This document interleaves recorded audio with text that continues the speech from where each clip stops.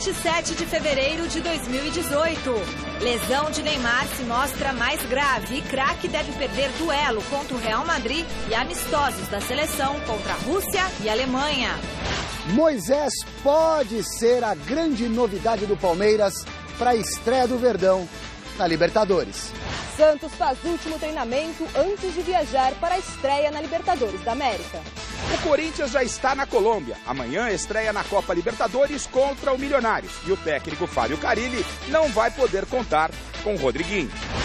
E ainda, a preparação de Grêmio e Cruzeiro para a estreia na Liberta. E as últimas informações do São Paulo e o humor do Mesa Quadrada. O Gazeta Esportiva começa agora. Oi, gente, boa noite. O Gazeta Esportiva começa falando de Neymar, que está passando pelo pior momento da carreira dele como jogador profissional. Uma lesão no jogo do último final de semana contra o Olympique de Marselha deve deixar o craque longe dos gramados por 2 meses, mas algumas informações ainda estão desencontradas. A lesão sofrida por Neymar na partida deste final de semana contra o Olympique de Marselha pelo campeonato francês é mais grave do que se pensava inicialmente. Exames mais detalhados realizados nesta segunda-feira mostraram que o craque brasileiro teve uma fissura no 5º metatarso do pé direito. Fechado o diagnóstico, começaram as controvérsias. De acordo com notícias veiculadas na internet, a equipe de Neymar teria decidido pela realização de uma cirurgia para corrigir o problema, versão desmentida pelo técnico do PSG, Unai Emery. N'est pas la décision de faire une opération. Não decidimos fazer uma operação. Essa informação é falsa. Esta manhã tive uma reunião com o médico, que me contou tudo sobre a torção no tornozelo que ele teve no domingo. Depois dos testes no tornozelo que inchou, o médico observou uma pequena fissura no 5º metatarso. Nós veremos como o caso evolui para tomar uma decisão com ele, mas, por enquanto, ele está tranquilo e espera um pouco para tomar uma decisão nos próximos dias. E attendre un peu como il passe les jours. O treinador do Paris Saint-Germain acredita inclusive na possibilidade de contar com o jogador para a partida da próxima semana contra o Real Madrid, pelas oitavas de final da Liga dos Campeões. Eu sei que é uma lesão, mas também acredito, após falar com o médico, que há uma pequena chance dele estar pronto para o jogo. Não é fácil, mas aguardaremos, veremos como serão os próximos dias. É um jogador muito importante para nós, mas há outros jogadores capazes de bom desempenho contra grandes equipes, como o jogo de amanhã, de sábado e o confronto contra o Real Madrid. Tenho confiança em todo o time. Enquanto não há uma definição sobre o tratamento da lesão de Neymar, a comissão técnica da seleção brasileira fica em espera. Estava prevista para esta sexta-feira a convocação visando os amistosos do Brasil contra a Rússia e a Alemanha, nos dias 23 e 27 de março, respectivamente. Mas o anúncio da lista foi adiado para o dia 12. Com isso, ganham tempo outros jogadores lesionados, como Fernandinho, Marquinhos e Marcelo. Edu Gaspar, coordenador de seleções da CBF, inclusive não descartou a possibilidade de Neymar ser convocado. Tudo vai depender do desenrolar dos fatos nas próximas horas. Grande noite para você que acompanha o Gazeta Esportiva. Nem é tão complicado assim entender a situação. Ele pode se recuperar sem cirurgia. Poderia até ser uma opção para a partida contra o Real Madrid, caso não opte pelo processo cirúrgico. Por outro lado, existe o risco, né, de um tratamento assim, da lesão se agravar, e aí ele pode não ter tempo, caso ela se complique, de se recuperar até a Copa do Mundo. E aí existem 2 interesses em jogo. O primeiro interesse, claro, é o do Paris Saint-Germain, que fez aí a contratação mais cara da história do futebol e precisa realmente, espera poder contar com o atleta. Então, a não cirurgia ajuda o PSG no sentido de poder contar com ele na fase final do Campeonato Francês, que o Paris Saint-Germain está bem, e principalmente na Liga dos Campeões da Europa, que é o grande sonho. Por outro lado, tem o interesse do Neymar e da própria seleção brasileira, Quer dizer, a não cirurgia neste momento pode agravar um problema, ele ter que passar para a cirurgia obrigatoriamente e ficar fora de uma Copa do Mundo. E acho que ficar fora da Copa do Mundo não é interessante para o Neymar, não é interessante para a seleção brasileira. E se você analisar com cuidado, nem para o Paris Saint-Germain é interessante isso, Chico. Boa noite. Bom, boa noite Celso, boa noite Michel, boa noite a todos vocês. Eu entendo o seguinte, meu querido Celso Cardoso, que o Neymar é um grande azarado. É um grande azarado. Toda vez que pinta um jogo importante na carreira dele, ele acaba se machucando. É a segunda vez. Na Copa do Mundo, o Brasil passou pelo Chile e foi enfrentar a Alemanha na semifinal. Não, na verdade passou pela Colômbia. Pela Colômbia. Aí o colombiano deu uma joelhada na costela dele, que tirou uma vértebra do lugar. Quer dizer, ele não pôde jogar contra a Alemanha. E a gente perdeu de 7-1. Aí fica aquela dúvida, será que se o Neymar jogasse, ele também a gente perderia por 7-1? Fica aquela dúvida. Agora que o Paris Saint-Germain foi enfrentar o Real Madrid, perdeu 3-1, e que era a hora e a vez do Neymar dar o troco, né? Não vai dar. Não vai dar, por quê? Porque ele não vai poder jogar, ou se jogar, vai jogar meia boca, ou se jogar meia boca, vai jogar com infiltração, né? Porque ele quebrou o dedinho. A mesma contusão do Gabriel Jesus. O Gabriel Jesus, lá na Inglaterra, foi operado e levou 2 meses para voltar. Então, para você ter uma ideia, é um azar só. É um azar só, Celso. Uma coisa impressionante o que aconteceu com o Neymar. Mais um jogo importante e mais um jogo que o Neymar provavelmente fique de fora. Eu, sinceramente, fratura, você tem que operar. Você tem que operar. Não tem como você não operar. É uma fissura, na verdade, né? Mas, não enfim, importa, não importa. Você tem que operar e tem que ficar estagnado. Vou aguardar, né? E aproveito para fazer a pergunta, né, da enquete dessa terça-feira, que trata justamente sobre essa lesão do craque brasileiro. Nós queremos saber o seguinte: a provável ausência de Neymar contra o Real Madrid pode atrapalhar os planos dele para ser o melhor do mundo? Sim ou não? Aí você dá o seu voto participando, claro, no site gazetesportiva.com. Qual é o seu voto, Celso? O meu voto, Chico, eu acho que atrapalha, mas não muito, porque ele vai ter a chance de se recuperar na Copa do Mundo. Vamos imaginar que ele fique fora da Liga dos Campeões da Europa, né? Que é bem provável. Pela contusão ou por causa da eliminação para o Real Madrid. Mas vamos imaginar, depois que ele recuperado, faça uma excelente Copa do Mundo e seja o grande nome da Copa do Mundo. Ele tem grande chance ainda de ser eleito o melhor do mundo neste ano. Eu também concordo com a sua opinião. Acho que afeta um pouco, né? Porque, na verdade, a Liga dos Campeões era uma vitrine, né? Uma vitrine, principalmente para esse prêmio aí, que eles dão muita importância para a Liga dos Campeões. Mas como tem a Copa do Mundo, de repente é o melhor da Copa, né?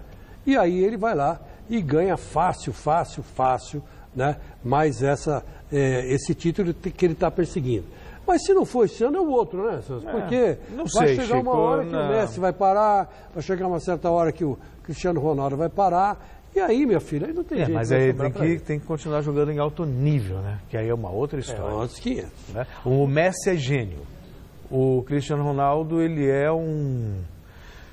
alucinado, uma vulcão. Máquina. Ele é movido, ele tem um poder de superação inacreditável. Desafios ele gosta. Exatamente, ele é disciplinado, ele é focado, sabe? Cristiano Ronaldo, vem pro Corinthians, então, meu filho.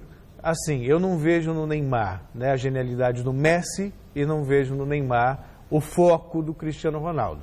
Então, por isso eu fico em dúvida se um dia ele será. Tem grandes possibilidades, mas quero esperar para ver. Vamos lá. A bola rolou ontem pelo futebol europeu. No campeonato italiano, o líder Napoli não teve maiores dificuldades para golear o Cagliari.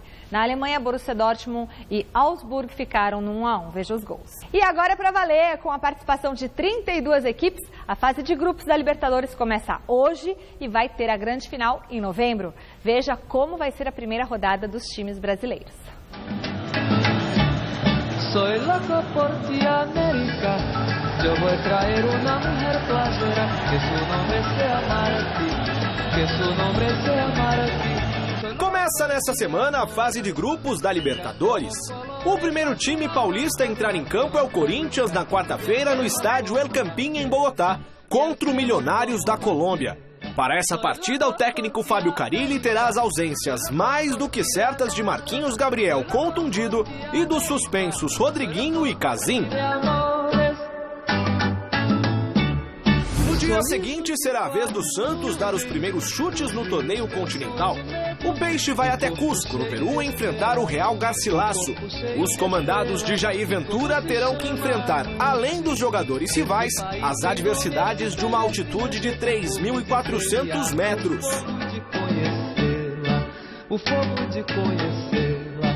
Quem também estreia na competição fora de casa é o Palmeiras. O time que investiu pesado para essa temporada vai a campo na quinta-feira encarar o Júnior de Barranquilla, na Colômbia.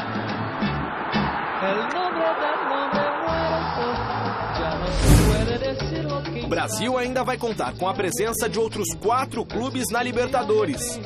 O Vasco conseguiu passar pela primeira fase do torneio e está no grupo 5 ao lado de outro time brasileiro, o Cruzeiro, que estreia na terça-feira no estádio El Cilindro, na Argentina, contra o Racing. No mesmo dia, o Grêmio, atual campeão, encara fora de casa o Defensor Sporting. Quem também vai marcar presença nessa edição do torneio continental é o Flamengo. Com os portões do estádio Engenhão fechados, o rubro-negro carioca enfrenta o River Plate na quarta-feira.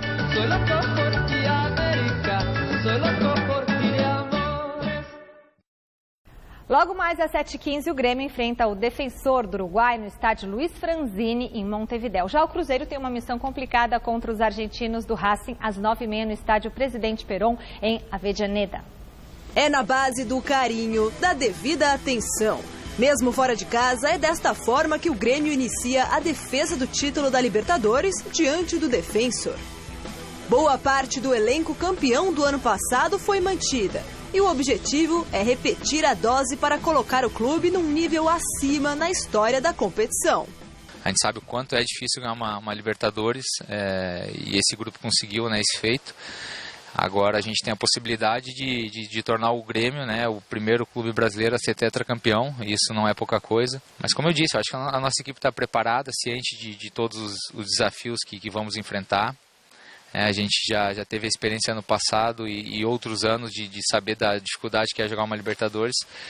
E o grupo está forte, o grupo está consciente e manteve praticamente toda a equipe do ano passado. Saíram alguns jogadores, que é uma coisa natural, vieram outros para reforçar. Acho que a gente está com um grupo interessante e forte para encarar essa Libertadores aí com possibilidade de chegar bem longe. E para este primeiro jogo, válido pelo grupo 1, o tricolor gaúcho não deverá ter grandes surpresas na formação titular. De mais significativo, Madson chega para ocupar a vaga na lateral direita, no lugar do lesionado Léo Moura. Enquanto que Ramiro retorna ao time após cumprir suspensão na Recopa Sul-Americana. Pelo grupo 5, o Cruzeiro começa a caminhada na Libertadores contra o Racing na Argentina. O time chega embalado pelo grande desempenho neste começo de temporada, porém o Cruzeiro sofreu uma perda considerável para o duelo. O pai do goleiro Fábio faleceu ontem à noite e o jogador retornou ao Brasil. Sem Fábio, Rafael será o titular. Outra mudança diz respeito a Thiago Neves. Com a boa fase de Arrascaeta e Rafinha, o meia, que está recuperado de dores musculares, pode começar no banco de reservas. O Cruzeiro também tem um belo elenco, né? Thiago Neves no banco, mas vai ter uma pedreira pela frente. Eu acho o jogo do Cruzeiro muito mais difícil que o jogo do Grêmio. O Grêmio tem um grupo teoricamente fácil. Agora, o do Cruzeiro, a gente pode chamar de grupo da morte. Pô. Tem o Racing, tem a Universidade do Chile, tem Vasco da Gama. E esse jogo na Argentina, a gente sabe como é, né? Vai ser punk. Vai ser difícil. Pegou o Racing no ano passado. Foi eliminado pelo Racing. Né? E com 2 empates, né? Sim. E eu acho que o Cruzeiro é um time muito bem preparado pelo Mano, né? O Mano... que é bom técnico, né? Um grande técnico. Ele, aliás, é o tal negócio. Infelizmente, ele não veio para o Palmeiras. Que ele seria o ideal para fazer time. Ele faz um time, né? Você não dá lá grandes jogadores para ele, mas ele, mesmo assim ele faz um time. Foi assim no Grêmio, foi assim no Corinthians, foi assim no Cruzeiro, né? Por onde ele passa, ele monta bons times. Agora, os pêsames aí pro menino, né? O Fábio. O Fábio, né? Chato, né? Que Imagina. ficou... Felizmente a vida é assim, né? Nem quero imaginar uma situação dessa porque é e ele voltou para dar a guarida para a família e com razão.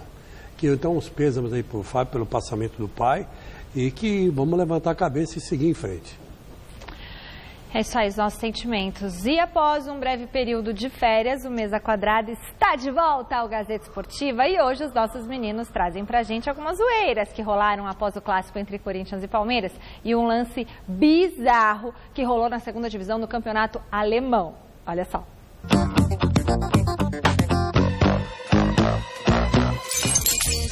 Chegando na sua telinha, o Mesa Quadrada, eu, Vini Rodrigues e meu parceiro Balbuena. Bem-vindo, Balbuena. Obrigado, Vinícius. Olá pra você de casa, estou de volta em mais um Mesa Quadrada. Grande molecão, esse moleque é fera demais, talentoso. Pessoal, sábado teve o clássico entre Corinthians e Palmeiras em Itaquera e um lance que chamou a atenção foi esse aí. Eu não aguento mais essa atuação e vamos liberar geral, vamos tirar essa mão, bota sai, vem pra rua na sua bicicletinha, eu quero ver Vini, Felipe Melo na Arena Corinthians não é coisa boa não, viu? Primeira vez, primeiro clássico, tomou um chapéu, sabe de quem? Do Casim. O meu chapéu tem 3 pontas no meu chapéu. O Romarinho fez isso aí, ó. É, rapaziada, deu a lógica de novo no clássico, né? Deu Corinthians e mais uma vez eu já sabia. My friend, speak. Eu já sabia. Eu já sabia. Now, chupa porco. Chupa porco, Habib. Que moleque danado, hein? Sapequinha. Danado como Alex Teixeira, que não vem mais para o Corinthians, Felipe. É o novo Drogba. É o novo Drogba, o novo Anelka, é o novo Sidorf no Corinthians. É brincadeira, é pão! É pão! E rolou também nesse final de semana, na segunda divisão alemã, um lance bizarro. Olha o goleirão, hein? Bebeu água! Tá com sede! Bebeu água! Where is the keeper? Where is the goalkeeper? Mark Flacken is non-existent! Maybe he thought his team were leading 2-0, but that's not the case now. Kutschka scores!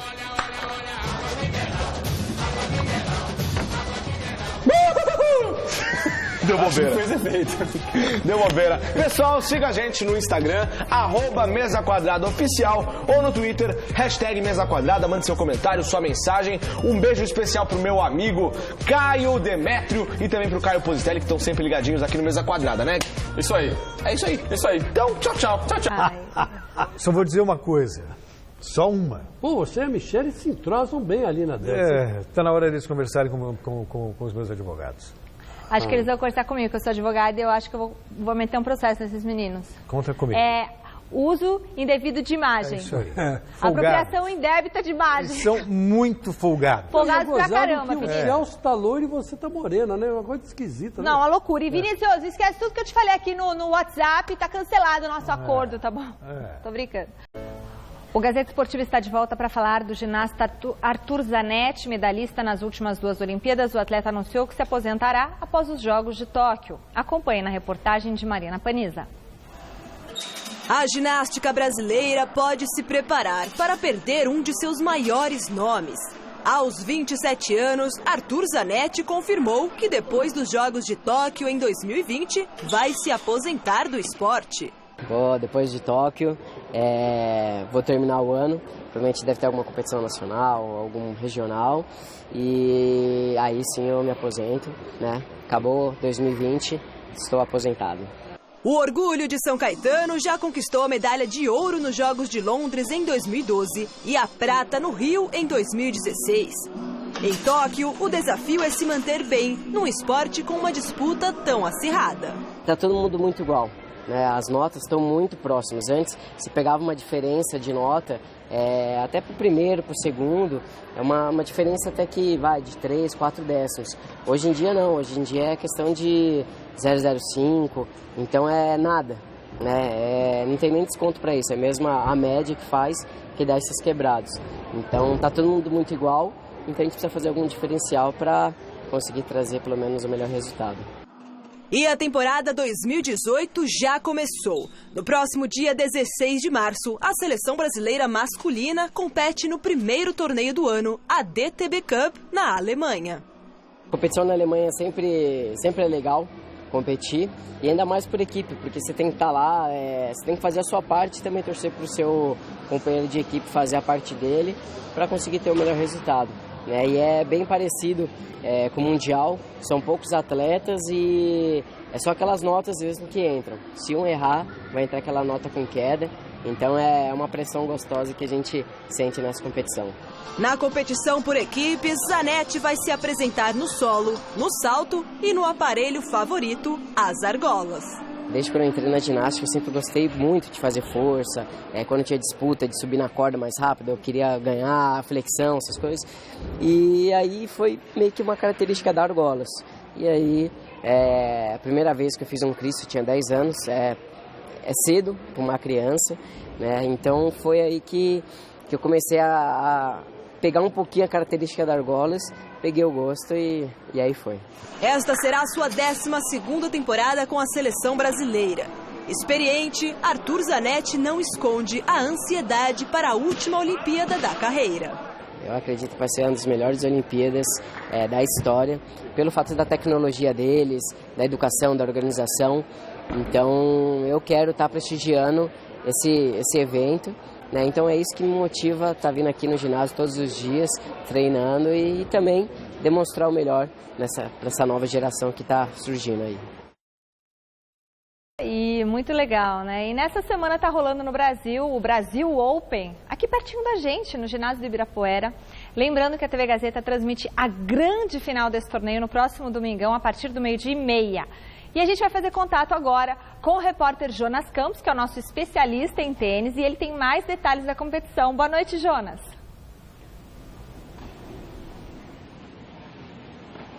Oi, Michele, muito boa noite para vocês, para todo mundo que está ligado no Gazeta Esportiva. Estou falando baixinho, Michele, porque estamos justamente dentro do ginásio do Ibirapuera. Está rolando uma partida aqui importante do Brasil Open. O torneio volta aqui para o ginásio depois de 2 anos no Esporte Clube Pinheiros e volta cheio de atrações.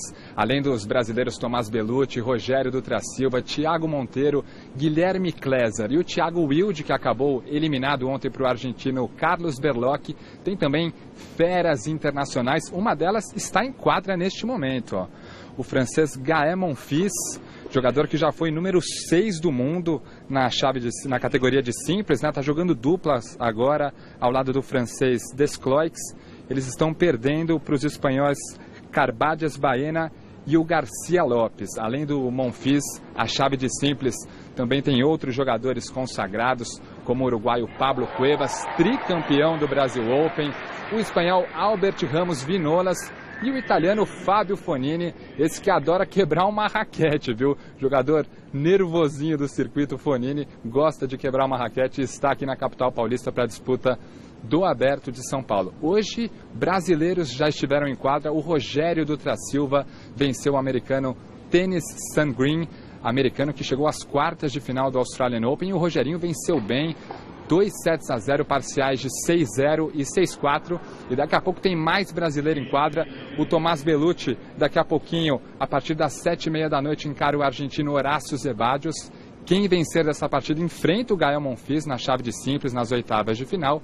E por fim, para fechar a rodada de hoje, teremos um duelo brasileiro. Thiago Monteiro contra Guilherme Kleser. Então, certeza de mais um brasileiro, pelo menos nas oitavas de final aqui do Brasil Open.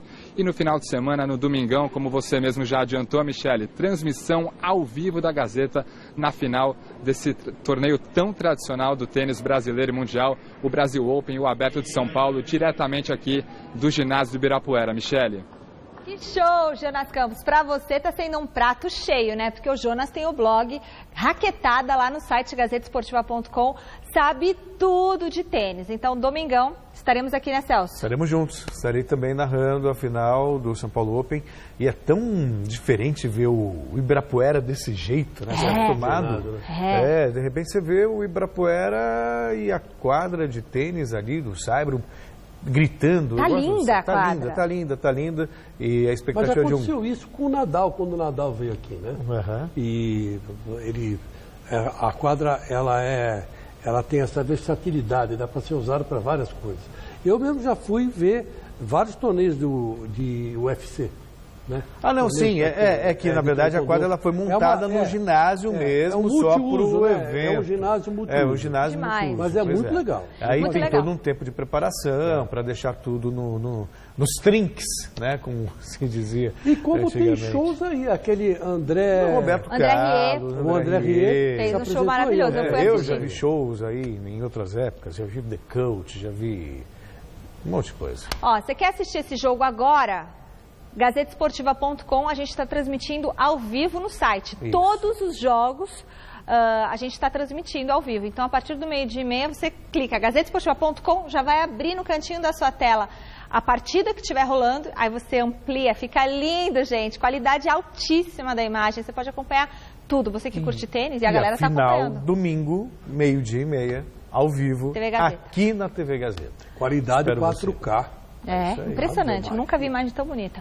E o Corinthians já está na Colômbia. Amanhã às 9h45, a equipe do técnico Fábio Carille estreia na Libertadores contra o Milionários, na altitude de 2.800 metros de Bogotá. O repórter Osmar Garrafa acompanhou o último treino antes do embarque para a capital colombiana.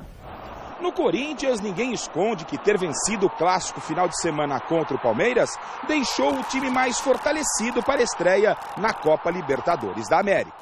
Foi um jogo bem disputado, um jogo onde teve muitas divididas, muitas jogadas duras. Eu acho que esse espírito tem que ir para a Libertadores. A estreia na Libertadores será amanhã contra os Milionários em Bogotá. E o fato da equipe colombiana não viver um bom momento não significa que o Timão terá vida fácil nesse compromisso. Do ponto de vista para o futebol colombiano, também a Libertadores é o campeonato mais importante. Acredito que até por isso eles não estão tão bem no campeonato colombiano, de repente na Libertadores queiram fazer uma competição em busca do título. Quanto aos 2.800 metros de altitude de Bogotá, o goleiro Cássio prefere minimizar o problema. Tem um pouco, ou seja, mais rápido, mas não é como jogar numa Bolívia, um outro lugar que tem um pouco. Eu lembro que a gente jogou contra um time da Bolívia. Eu não me recordo o nome, foi bem complicado. Para a partida de amanhã, o técnico Fábio Carille sabe que não poderá contar com Rodriguinho. O jogador foi expulso no último jogo do Corinthians ano passado pela Copa Sul-Americana contra o Racing e vai cumprir suspensão. A definição da equipe vai acontecer logo mais, já na Colômbia, quando o Carille vai comandar o último treinamento da equipe. O Rodriguinho vem numa sequência muito boa, vem jogando numa posição que ele se sente muito confortável. Tem essa transição de chegar na área, de voltar para ajudar, então é um cara que ajuda muito. Fico triste de não poder estar no jogo, principalmente pela confiança, por estar podendo ajudar bastante, mas quem entrar vai corresponder e esperamos fazer uma boa partida lá, que a gente possa voltar com um resultado positivo para nos dar confiança para o resto da competição, né? Como o Marquinhos Gabriel está machucado, deve ser o Matheus Vital que deve entrar. Essa é a aposta, né? Que já entrou no clássico. Pois é. Já entrou no clássico no lugar do Jadson. E o Jadson que foi o nome do primeiro tempo do jogo, né? Foi o melhor jogador e tal. Eu gosto de ver os dois. O Carille, ele evoluiu muito, Chico. Né? Antes ele evoluindo. Ele tinha a defesa como grande trunfo, funcionava muito bem. E agora ele resolveu estar mais confiante. Está com respaldo e ele está se soltando. Então já armou um esquema que lembrou até o Corinthians de 2011. Mas é gozado que gozado que você disse, você tem razão. Ele armou primeiro a defesa. Que é o que o Tite fazia. Que é o que o Tite fazia. Mas faltava acertar o meio campo. Agora ele acertou o meio campo. Né? E agora ele passa a jogar sem o homem. Ter mais a posse de bola. Se o ano passado ele dava a bola para o adversário, agora ele quer a bola. Ele quer a bola. É isso aí. E é gozado que a gente estava lembrando aqui que no gol do Rodriguinho, o Corinthians deu 29 passes, isso aí, 1 minuto e meio com a bola no pé, e aí saiu o gol do Rodriguinho. Quer dizer, isso é prova do quê? Que é esse o futebol do Corinthians, né? Toque de bola, domínio de bola, posse de bola, né? E a defesa sólida, meio campo firme, e o ataque... Só falta agora se dane, né? Não tem Jô, então vai ser Jô mesmo. Quem não tem Jô, vai Jô mesmo. Superar Aquele superar a altitude de 3.400 metros. 3.400 metros, gente. Essa deve ser a maior dificuldade que o Santos deve encontrar para a estreia contra o Real Garcilaso na cidade de Cusco, no Peru. A Marina Paniza, nossa repórter, foi conferir a preparação do Peixe. Esqueça Campeonato Paulista, clássico contra o Corinthians no próximo domingo. Agora o Santos pensa exclusivamente na Copa Libertadores da América. O Peixe estreia na competição na próxima quinta-feira, contra o Real Garcilaso no Peru. Competição diferente das outras competições mesmo, né? Enfrentar grandes equipes do futebol sul-americano e esperamos aí que a gente possa fazer uma ótima Libertadores. Na partida, o time de Jair Ventura enfrentará uma altitude de 3.400 metros. O que parecia ruim se tornou ainda pior. A partir desse ano, a Conmebol exige que a equipe esteja na cidade da partida com pelo menos 24 horas de antecedência.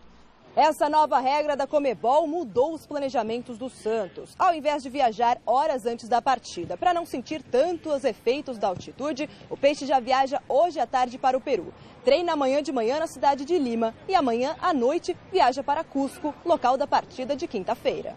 Essa experiência que eu tive no Flamengo, para jogar contra o Real Potosí, né, em 2012 isso, a gente foi 10 dias antes para lá, para treinar, para tentar acostumar com a altitude e tudo. Só que não adiantou. Vamos ver como vai ser. É como eu falei, a gente tem que estar concentrado, procurar fazer o nosso melhor. E todos sabem a importância de voltar de uma partida como essa sem derrota. É importante a gente estar sempre pontuando sim na Libertadores, mas não é esse pensamento que a gente vai para lá. A gente vai com o pensamento de vitória, de busca da vitória, para a gente começar bem na competição. Apesar de poder relacionar 18 jogadores para a partida, Jair Ventura deve levar 5 nomes a mais, por causa dos efeitos da altitude. O volante Renato, poupado contra o Santo André, deve retornar à equipe. O atacante Copete, que sentiu um desconforto na coxa na semana passada, também já está à disposição. O zagueiro Kleber voltou a treinar com o grupo nesta manhã, depois de uma lesão na coxa. Mas como não foi inscrito na Libertadores, deve ser emprestado pelo Peixe. Quem está inscrito, mas ainda não joga, é o atacante Bruno Henrique e o lateral direito Vitor Ferraz. Ambos fazem trabalhos à parte e ainda se recuperam de lesões. Pô, Chico, jogar nessa altitude aí não é fácil, não. Você ouviu o Cássio falar na matéria anterior que já foram jogar numa cidade com uma altitude parecida e o pessoal sentiu. O Vasco da Gama ganhou de 4 aqui e perdeu de 4 lá. Quer dizer, não é fácil, não. É um jogo difícil e a altitude ganha jogo, sim. Então se ganha. E o Palmeiras também entra em campo pela competição só na quinta, mas o técnico Roger Machado resolveu fechar o treino nesta terça. Acompanhe as informações do Verdão com Alexandre Silvestre. 19 minutinhos contra o Bragantino. Nenhum minuto a mais, nenhum a menos. Foi tudo que o Moisés jogou em 2018. Fruto de um planejamento. Pré-temporada estendida para ele. As lesões no pé em 16 e no joelho em 17 fazem parte de seu histórico médico e ponto. O camisa 10 do Palmeiras finalmente sente-se inteirão, 100%. É só readquirir ritmo. Eu me sinto um jogador hoje muito mais forte, fisicamente melhor. E agora chegou a hora de jogar, de mostrar o porquê eu fiquei esse tempo parado e procurar ajudar a equipe da melhor forma possível. O retorno de Moisés será quinta-feira na Colômbia, diante do Júnior Barranquilla, Libertadores, estreia do Verdão. Você vai jogar de titular? Boa pergunta, hein? Eu também queria saber isso aí. Tive uma conversa com o Roger ontem, como todos vocês viram, né? Mas não foi nada disso para falar se seria titular ou não. É sobre a minha preparação, como foi, como eu me sinto agora, ele me perguntando. E hoje vai ter um treinamento aí, né? E provavelmente ele já começa a definir alguma coisa. As 2 cirurgias do passado tiraram as 2 Libertadores das quais o Moisés participaria. Em sua carreira até aqui, ele jogou apenas um jogo por essa competição. E foi no ano passado, partida de volta das oitavas de final, eliminação no Allianz Parque para o Barcelona do Equador. E naquela oportunidade, o Moisés jogou muito. Fez gol no tempo normal, não fugiu da responsabilidade nas cobranças de pênaltis, marcou também de pênalti, deixou o gramado absolutamente extenuado, arrebentado, quase morto, mancando e agora vive a expectativa de começar ou não na equipe principal.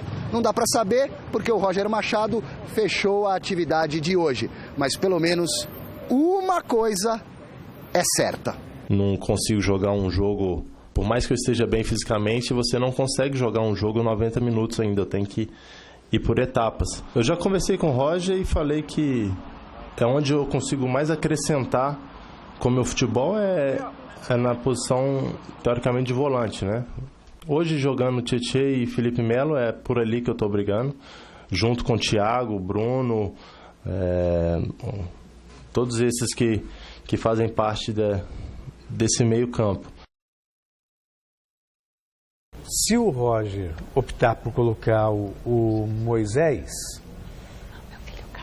quem eu acho que acaba dançando aí perdendo lugar é o Titi, né? Porque tem muita gente por ali, não consigo ver Felipe Melo, Tietê e Moisés jogando juntos, né? Aí vamos ter que aguardar. Agora, o Chico, eu vou falar de uma coisa. O Palmeiras joga na quinta, eu vou falar de uma coisa que eu tenho lido, tenho visto, tenho ouvido. Conselheiros do Palmeiras, por exemplo, pegando no pé da mãe do Jailson, que é corintiana, foi ao estádio assistir ao derby. Claro que ela ficou dividida, ela não queria que o filho, né? Para ela o empate era melhor. Foi uma matéria feita pela Rede Globo Televisão. Ficou dividida, não queria que o filho tomasse gol, mas ao mesmo tempo não queria que o Corinthians perdesse. Faz parte. E um monte de gente cornetando, argumentando que ela não devia ter exposto o Jair. As pessoas têm uma mentalidade tão pequena. Qual o problema de a mãe de um atleta que joga no Palmeiras torcer para o Corinthians? Nenhum. Ela deve ser hipócrita, e porque o filho joga Sabe, eu já vi tanta gente, profissionais. Ela é autêntica, ela é verdadeira. Pois e ela assume. E aí as pessoas, uma intolerância tão grande, e com uma cabeça, uma pequenez, sabe? Quem fica levantando o dedo para acusar devia arrumar o que fazer, porque, na boa, não faz o menor sentido. Essa pequenez, Chico, me tira do sério, sabe? Você perde a crença no ser humano. Eu concordo com você e acho que o Palmeiras devia estar muito acima disso. É óbvio. Muito acima disso. O Palmeiras é muito melhor. Ela é corintiana, mas ele joga no Palmeiras. Exatamente. E é feliz por isso. Ficou a mãe do Jair. 500, sei lá, quantos minutos? 500 não, ficou quantos jogos, ou melhor, sem perder, mas atuando só uma coisa que eu acrescento aí. Claro que não foram 500, pelo amor de Deus. Os palmeirenses que acharam que não aconteceu nada e que o Jailson não deveria ser expulso, só lembro a vocês que o nosso querido René Júnior tomou nada mais, nada menos que 6 pontos na coxa. Então ninguém toma 6 pontos. Aliás, parabéns ao René Júnior, porque esse mostrou que tem fibra, que amarrou lá um lenço, colocou um algodão e que mesmo com um rasgo feio na perna, o bicho continuou em campo. Quer dizer, parabéns aí ao René Júnior. Provou que tem garra, espírito de luta. Hora de falar do São Paulo, que amanhã recebe o CRB no Morumbi pela 3ª fase da Copa do Brasil. Osmar Garrafa esteve no CT da Barra Funda acompanhando a terça do Tricolor. É isso, Michele. Amanhã o São Paulo volta a campo, só que desta vez pela Copa do Brasil. Enfrenta o CRB. Agora serão 2 jogos, fase de mata-mata. Primeiro jogo aqui, o segundo acontecendo na casa do adversário. Antes da última atividade, antes do Dorival confirmar a equipe que amanhã enfrenta o CRB, o Sidão concedeu entrevista coletiva. Todos nós sabemos que o Dorival Júnior está muito pressionado, os resultados não estão agradando a diretoria do São Paulo e também a parte de sua torcida, e por isso a cabeça do Dorival continua a prêmio, mas o Sidão fez questão de confirmar que teve sim uma reunião entre a diretoria do São Paulo com os jogadores do Tricolor, mas não para falar e para garantir a permanência do treinador. A reunião houve com o Raí e com o Ricardo, mas foi mais para pedir a nossa opinião a respeito do que acontecia com a gente dentro de campo, não questão de comissão técnica. Eles enxergavam como ex-atletas estabilidade dentro de jogo, faziam um tempo bom, outro ruim, e a reunião foi a respeito disso. Bom, se na reunião os jogadores tiveram que explicar à diretoria o porquê do mau momento e não se o Dorival deveria ou não permanecer, a que conclusão vocês chegaram, Sidão? Porque o São Paulo realmente não atravessa um bom momento. Acho que é uma questão mais emocional aí que a gente está cuidando, está tratando, para que a gente seja mais firme aí, como o jogo contra o Santos, por exemplo, alguns jogos como contra o Mirassol, que a gente foi firme do começo ao fim do jogo. Então é essa estabilidade que a gente quer e que a gente está procurando manter em todos os jogos. Olha, Michele, é claro que o Sidão e os jogadores do São Paulo tentam minimizar a pressão em cima do técnico São Paulino, mas ela existe sim, a cobrança é muito forte. Se os resultados não vierem, o São Paulo, por exemplo, tem CRB amanhã, depois tem o Linense jogando no final de semana no interior e na outra semana clássico. Se os resultados não vierem, dificilmente Dorival vai permanecer. Tanto isso é verdade que Sidão acabou confessando que os jogadores do São Paulo já estão naquela fase de jogarem pelo treinador. Acho que a resposta tem que ser dada dentro de campo, no jogo. Não adianta a gente ficar com palavras aqui que apoia o cara, que está junto com o cara.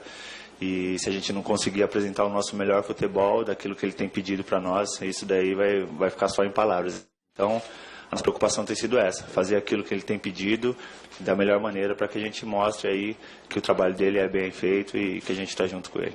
Bom, Michele, o time para amanhã não está oficialmente escalado, ou pelo menos divulgado para nós jornalistas. A atividade foi fechada. O que se sabe é que o Reinaldo, que esteve de fora da última partida, esse jogador está de volta, deve retornar à lateral esquerda. Há uma tendência para que essa venha a ser a única alteração na equipe, até porque o Jusilei continua de fora. O Petros, que jogou neste final de semana, ele retorna para a Copa do Brasil. No último jogo do São Paulo pela Copa do Brasil, ele estava suspenso e por isso ele retorna nessa competição, mas já havia jogado no final de semana contra a Ferroviária. Amanhã, 7h30 da noite, São Paulo e CRB jogam pela Copa do Brasil no estádio Cícero Pompeu de Toledo. E a partida, claro, vale pela permanência ou não do técnico Dorival Júnior. Do CCT da Barra Funda, Osmar Garrafa, para o Gazeta Esportiva. Não tem a menor dúvida. Tropeço diante do CRB e assim termina a aventura de Dorival Júnior no São Paulo. Olha, eu gostaria de concordar com você, mas eu acho que não. Porque já era para ter caído. O Leco não está convicto, né? Exatamente. Não, acho que é o Raí e o Ricardo Rocha estão bancando mesmo. Exatamente. Eu estou achando que o Leco também, né? Porque o Leco é o presidente, ele que dá a palavra final. Eu acho que o Dorival fica mais um tempo. E outra coisa, o São Paulo fechou com uma empresa esportiva que estava no Palmeiras, pulou o muro, foi para o São Paulo. Eu ouvi dizer por 15 milhões, a Adidas, a partir de hoje, é a patrocinadora dos uniformes do São Paulo. Isso aí. Dizem as más línguas que está pagando 5 milhões a menos do que pagava para o Palmeiras. Agora, vai saber a verdade, né? E uma última informação, a Chapecoense venceu o prêmio Laureus como momento do ano, momento do esporte no ano, porque a presença do Alain Ruschel, do Neto e do Jackson Follmann naquele jogo do Barcelona contra a Chapecoense no ano passado, realmente comoveu e emocionou todo mundo que estava presente lá, os sobreviventes do acidente aéreo. Então a Chape recebeu esse prêmio aí através das mãos do Jackson Follmann. Legal, né? Sem dúvida, né? É mais uma homenagem à Chapecoense por tudo que aconteceu, né? Foi algo terrível, chocante, mas ao mesmo tempo tivemos a alegria de ver essas pessoas que sobreviveram, né? E estão seguindo aí adiante depois dessa tragédia. E você sabe que o meu sobrinho César é casado com uma menina lá de Chapecó, a Ingrid, né? Eles vão ter um nenenzinho agora, que é homem, né? Vai chamar Arthur. E ele vai morar lá em Chapecó, que ele trabalha na Sadia, né? Então ele é superintendente lá, então eles vão morar em Chapecó. E a cidade de Chapecó comprou o time, né? Sabe quando você compra a briga, adotou, você veste a camisa? Né? Adotou, todo mundo. Do faxineiro ao maior empresário que tem lá, sabe? Todos eles compraram a ideia de Chapecó. Então, olha, eu vou dizer uma coisa para você. Essa Chapecoense vai dar muito trabalho ainda no futebol brasileiro e não duvido que um dia chega um título brasileiro, por exemplo. Porque a cidade toda está unida, ô Celso. Então é de cabo a rabo. As criancinhas já nascem falando da tragédia que aconteceu com o Chapecoense. Isso uniu. A tragédia, às vezes, ela é triste, ela é difícil, é uma coisa que você fica traumatizado, mas a tragédia, às vezes, une mais as pessoas do que a alegria. Uma coisa... vai entender a cabeça do ser humano, né? Resultado da nossa enquete do site GazettaEsportiva.com. A pergunta que a gente fez no começo do programa foi a seguinte: a provável ausência de Neymar contra o Real Madrid pode atrapalhar os planos dele para ser o melhor do mundo? E a maioria respondeu que sim, 80% dos votos. A gente vai torcer muito pelo Neymar, né? Celso Cardoso, a gente termina por aqui. Chico Lang acabou e a gente encerra homenageando Carlos Alberto Parreira, que completa hoje 75 anos de idade. Nossa. E também Adrian Smith, guitarrista do Iron Maiden, que hoje faz 61 anos. Tchau.